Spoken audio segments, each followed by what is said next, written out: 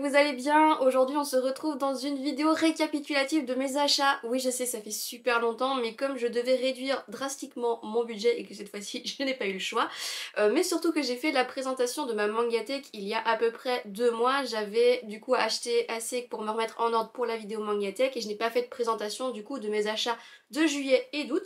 Et depuis j'ai pas beaucoup acheté non plus en septembre et en octobre, donc je me suis dit que j'allais cumuler les 4 mois pour vous en faire une vidéo. Et finalement quand je regarde la pile, je me dis que mi bout à bout, les 4 mois ça fait quand même pas mal quoi. Il y a du neuf, il y a de l'occasion, mais surtout il y a des collectors et je suis super contente du coup de mes achats, même si j'ai réduit mon budget et que j'ai même respecté de loin mes objectifs, donc je suis vraiment super contente pour ça. On peut me féliciter je pense.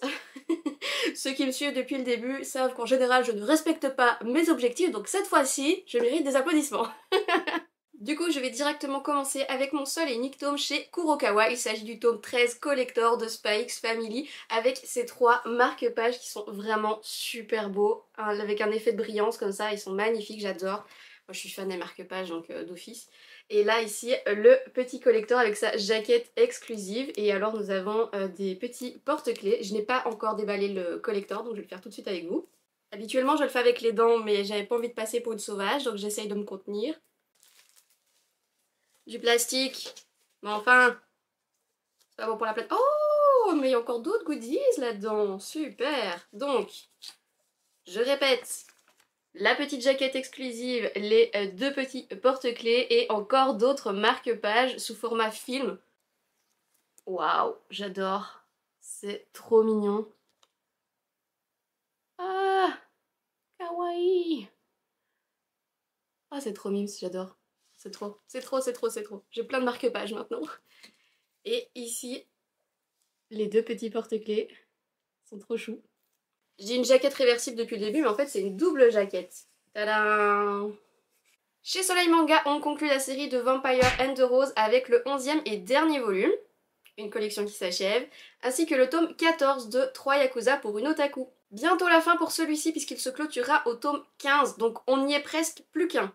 Chez Meian, j'ai acheté le tome 5 et le tome 6 de One Half of Married Couple. J'ai vraiment eu un coup de foudre pour cette série avec les 2 premiers tomes. Il y a de ça du coup déjà 8 mois, 6 mois. Ça devient dur de résister hein, mais franchement je veux absolument les lire une fois que tout sera sorti. Donc là franchement je suis tellement contente de ces achats.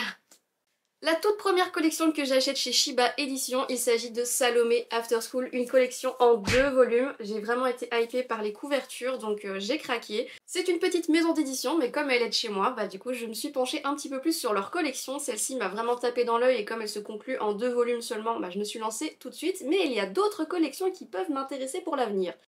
Chez Kana, on avance avec le tome 7 de Sakura Saku, mais aussi avec L'Enfant en moi. J'ai acheté le tome 3 et 4 puisque maintenant ils ont annoncé la fin de la série au 10e tome, donc j'ai pu le remettre dans la liste prioritaire de mes achats. Je me suis remise en ordre avec le tome 3 que j'avais en retard et le tome 4 qui du coup venait de sortir.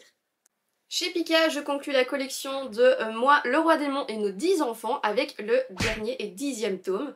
Et également le tome 12 de Vampire Dormitory, la fin est annoncée au 14e volume, donc la fin est proche également pour celui-ci.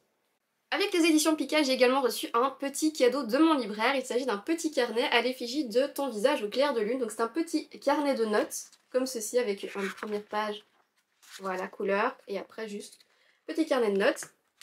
Voilà, j'ai trouvé super mignon, maintenant je sais pas si j'aurai la place pour le mettre dans la bibliothèque, à mon avis il va plus se retrouver dans mon bureau. Chez Akata, j'ai pu conclure avec le 2e et dernier tome pour Un petit bout de toi, mais également L'Auberge de la vie. Celui-là, il est hyper épais, un truc de fou. Donc ça clôture déjà 2 petites séries chez Akata, mais pas seulement. J'ai aussi acheté le tome 15 de À tes côtés. Je ne sais pas pourquoi, j'étais persuadée que le tome 15 serait le dernier. Vraiment, du coup, il s'est retrouvé dans ma liste prioritaire, alors qu'en fait, il y a déjà un tome 16 qui est annoncé pour février, il me semble. Donc la série va encore se poursuivre. Donc c'est pas plus mal non plus, mais pour le coup je sais pas pourquoi je l'ai acheté déjà maintenant, mais bon, il est là, donc on va pas s'en plaindre. Et également le tome 9 de Dreaming Sun, celui-ci se terminera en 10 volumes, donc la fin est proche également. Et alors je suis trop contente de l'avoir eu, mais j'ai Love Mix Up, le coffret collector, il est vraiment trop mignon. J'ai hâte de l'intégrer du coup à ma bibliothèque. Seul petit bémol, c'est que comme c'est en violet et que le reste de la collection est en rouge, ça risque de me perturber, mais bon, je ferai avec. Donc pour récapituler, dans ce coffret collector, nous avons une jaquette collector, un petit carnet d'illustrations, un crayon, une gomme, le petit carnet de notes et les autocollants. Le petit carnet de notes qui est vraiment trop mimi en passant. Voilà, avec du coup les petits personnages. Voilà, trop chou. Le crayon, bah voilà, tout ce qu'il y a de plus basique. Et la petite gomme pour la symbolique. Un petit carnet d'illustration également, vraiment tout petit le carnet, avec seulement quelques illustrations. C'est déjà ça. Mais aussi des petits autocollants trop mimi. Je ne sais pas encore sur quoi je vais les mettre, mais je ne manquerai pas de les utiliser. Chez Delcourt Tonkam, je clôture enfin la collection Chicky Love avec le 23e et dernier tome. Je l'attendais depuis 1 an et demi, donc il était vraiment temps. Il a pu intégrer la collection déjà avant la vidéo Manga Tech Tour, donc j'étais vraiment contente de l'avoir. J'en ai également fait mon premier marathon lecture de 8 heures où je n'ai lu que les 9 premiers tomes et je suis toujours en train de les lire. Oui, oui, ça prend du temps, 23 tomes, donc là je vais pouvoir l'ajouter à ma pile à lire. Et j'ai également craqué pour le One Shot Color Collection qui est un boys love pour public averti. Alors j'étais déjà bien intriguée par la première de couverture qui est vraiment trop mimi, mais alors avoir ce petit détail en plus, ça m'intéresse beaucoup. J'ai également acheté le tome 12 du jeu de la mort puisque la fin a été annoncée avec 20 volumes, donc déjà le 12e, mais également son petit collector, son recueil d'illustrations qui est vraiment trop mignon. Avec plein de petits commentaires, plein de petites illustrations, c'est vraiment sympa, j'adore ce genre de collector et ce genre de goodies, ça fait trop plaisir. Et enfin le coffret collector comprenant les 4 derniers volumes de la collection 360 degrés matériel. Donc vraiment je suis contente de clôturer encore une autre collection. Chez Nobinobi, le tome 17 d'Orimiya, le tome bonus avec sa jaquette exclusive, son petit artbook, encore, oui parce qu'il en a déjà plein des artbooks, et également un puzzle de 500 pièces, c'est un truc sur 35 sur 45, quelque chose comme ça, ouais plus ou moins. Voilà donc à quoi ressemble la jaquette classique et la jaquette exclusive au collector. Le petit Memorial Book en bonus. Je ne sais pas combien il a de Memorial Book celui-là, mais une blinde. Et alors donc le puzzle de 500 pièces. Va falloir que je m'y mette. Avec le modèle en plus grand pour faciliter les choses. On peut s'en servir également comme petit poster. Donc je le mettrai bien celui-là dans la bibliothèque. Et le puzzle, je l'accrocherai bien au mur quand je l'aurai fait. Je le ferai bien avec ma mamie qui est passionnée de puzzle. Je sais pas si je vous le filmerai, mais en tout cas ça fera passer le temps avec ma mamie, ce sera cool. Et alors chez Kiyun, le Masta Collector des carnets de l'apothicaire qui contient plein de choses. Nous avons un petit carnet inédit, des post-it, des baguettes avec la boîte de rangement des baguettes, une boîte à bento avec son élastique, un peigne, des petites charms sur une boule à thé, donc ça fait quand même pas mal de goodies, on va voir ça. Je vais commencer par la petite boîte à bento qui est vraiment trop mimi. J'aime beaucoup le fait que le couvercle soit en bois. Voilà, franchement très sympa avec le petit élastique qui va avec. Hop. La petite boîte avec les baguettes. Voilà, très simple hein, les baguettes pour le coup je trouve. Les mignons petits post-it comme ceci, 2 petits, 1 grand. Le petit livret exclusif avec tous les commentaires, les croquis, etc. Le joli petit peigne. Il est vraiment trop chou. Mes cheveux sont trop courts donc un petit peu à la Johnny Bravo. Non, ceux qui ont la ref, les vieux comme moi. Ne me laissez pas seule s'il vous plaît. Et la petite boîte contenant la boule à thé avec ses petites charms que je trouve déjà super mignonne. Est-ce qu'il se voit bien? Et bien évidemment le tome 13 avec sa magnifique jaquette exclusive. Franchement elle est magnifique. C'est la même que celle sur le coffret mais elle est vraiment trop belle. J'adore ces couleurs. Et sinon voici la classique qui est vraiment très belle aussi mais bon je préfère quand même l'autre exclusive. Passons maintenant aux achats d'occasion et il y en a quand même pas mal sur ces derniers mois. Je vais commencer par le tome 5 de Kami-sama School que j'ai trouvé du coup à 3,50€ au lieu de 7, donc c'est déjà ça de prix même s'il n'est pas sur la liste des achats prioritaires. J'ai trouvé non pas seulement le tome 16 de Say I Love You mais j'ai également trouvé le tome 17 et tout ça pour un prix très raisonnable pour les deux. Enfin raisonnable, on se comprend sur la définition de raisonnable, disons raisonnable pour ces deux collections qui sont super rares, introuvables et méga chères. Donc pour le coup je ne les ai pas payées trop cher. Il me manque donc toujours le dernier tome, le tome 18, qui là pour le coup a atteint un plafond de 100€ le tome. Donc je vous avoue que c'est pas pour tout de suite, si ça se trouve ce sera même jamais, parce qu'à ce prix là je ne le mettrai pas, même si c'est le dernier.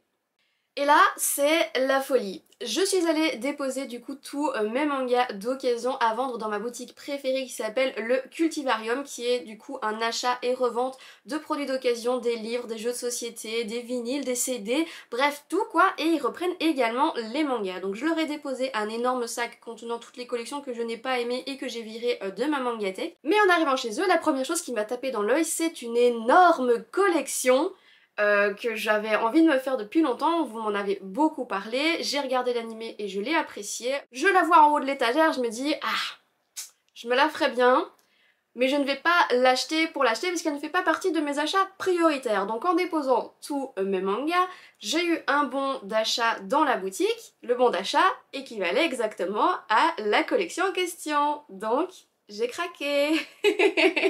Techniquement, je suis pas allée chercher sur mon compte l'argent puisque c'était jamais qu'un bon d'achat. Donc voilà, j'ai revendu pour acheter celui-là, mais l'un dans l'autre, ça s'équivaut, non? Du coup, je me retrouve avec l'intégrale des Fruit Basket, les 12 tomes, Perfect Edition, édition de luxe, l'édition double, quoi, ça pèse une tonne. Mais voilà, je les ai tous, ils sont en état impeccable, légèrement jaunis, mais franchement ça passe, je les ai payés 60 € avec mon bon d'achat, donc clairement ça valait la peine. Et puisque j'en étais déjà là, il y avait aussi le premier tome de Fruit Basket Another sur une collection de 4 volumes il me semble, donc il faudra que je me remette à jour sur cette collection là, mais elle est également d'occasion, donc l'un dans l'autre j'ai pris les deux en même temps. Et bien voilà, ça fait quand même pas mal d'achats sur ces 4 derniers mois il me semble, hein. Donc ici pour les futurs achats que je vais faire au mois de novembre et au mois de décembre, il n'y a pas grand chose, mais il y a surtout des clôtures de collection et ça fait plaisir. Du coup, comme vous le savez déjà, pour les prochains mois, je vais me concentrer sur les séries qui ont déjà une date de fin, un nombre de tomes défini. Donc pour ceci, au niveau du mois de novembre et de décembre, il va y avoir beaucoup de séries qui vont se compléter enfin, on va pouvoir avancer. Donc Oshinoko a pu se rajouter à cette collection puisque l'on sait déjà que la série se terminera au bout de 16 tomes, donc j'ai déjà le tome 12 en retard et le tome 13 sortira le 14 novembre, donc j'achèterai le 12 et le 13. Également le tome 15 de 3 Yakuza pour une otaku et One Half of Married Couple, le tome 7 et le tome 8 qui vont sortir le 20 et le 22 novembre. Ça fait plaisir. Dans la première moitié de décembre, il y aura le tome final, le tome 10 de Dreaming Sun, mais également le tome 7 et le tome 8 de Temps que nous serons ensemble. Ça a été pas mal reporté, il y a eu quand même pratiquement un an ou deux d'absence de sortie de série, mais là ça y est, ça a été annoncé, c'est officiel, on aura enfin la fin. Mais aussi le tome 5 de L'Enfant en moi. Pour les autres, ça prend un petit peu son temps puisque les prochaines sorties seront seulement au mois de février. Il y en a quelques-unes dont je n'ai pas encore la date. Donc à partir de 2025, je vais peut-être enfin pouvoir remettre des collections qui avaient été mises en pause dans la wishlist prioritaire et pouvoir enfin me remettre à jour, puisque l'on voit dans ces collections en pause que j'ai quand même déjà une trentaine de tomes de retard. Donc il serait peut-être temps que je me mette à jour, mais les situations sont de plus en plus compliquées. Du coup je fais ce que je peux, j'espère que 2025 sera meilleur pour tout le monde. Parce que je peux vous dire que 2023-2024, ça craignait quand même pas mal. J'ai l'intention de faire pour la prochaine vidéo récap de mes achats du mois de novembre et de décembre, qui sera la dernière de l'année, une petite parenthèse sur mes wishlists. On ne va pas seulement parler des collections que je souhaiterais acquérir dans le but de faire des présentations d'auteurs, mais également des séries qui m'intéressent beaucoup, des collections qui ont été annoncées, des trucs de ouf que j'ai vraiment envie d'avoir également. Maintenant on va passer au rangement de tous ces tomes qui vont devoir intégrer ma mangathèque. Je ne sais pas du tout où je vais les mettre, mais on va regarder ça ensemble. C'est parti! Alors j'ai également oublié de vous montrer, Nicolas m'a offert une petite pop d'Hello Kitty qui est trop mimes, donc je l'ai déjà retirée de sa boîte pour pouvoir la mettre dans la bibliothèque. Il a également participé à une loterie de Spy X Family, donc ici j'ai eu le petit personnage, j'ai oublié son nom, j'ai totalement oublié son nom, sorry. Et du coup le Shikishi qui va avec le tome 13, le carnet que j'ai déjà parlé de ton visage au clair de lune. Ici, une petite lampe trop mimi de Shinamoro, je trouve trop chou. C'est une petite lampe qui allume. Je sais pas si on verra bien du coup. Oui, c'est trop chou. Voilà, du coup, je la trouvais trop mimes, donc j'ai craqué.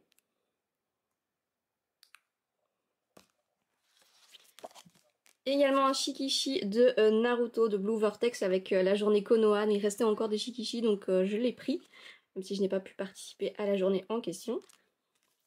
Et ici un petit marque-page également de Yamada-kun level 999 pour tout faire en une seule fois. Voilà, je le trouvais super mignon, donc je l'ai pris, même si j'ai pas encore la collection. Allez, let's go!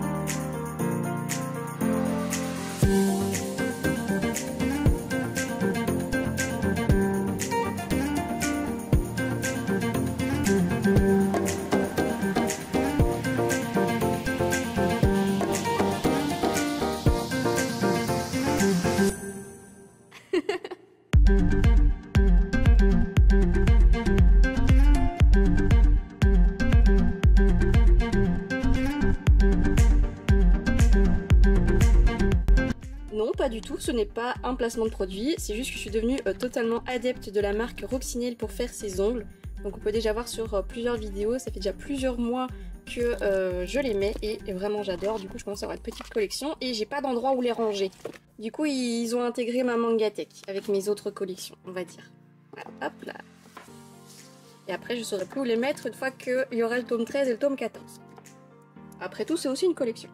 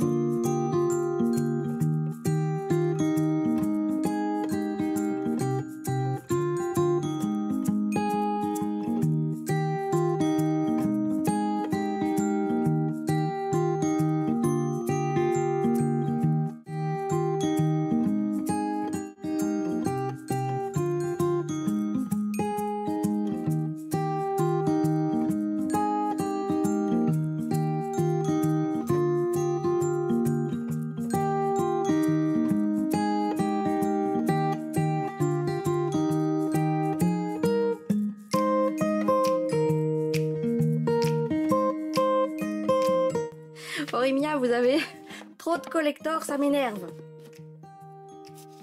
Bon, on va le laisser comme ça en attendant.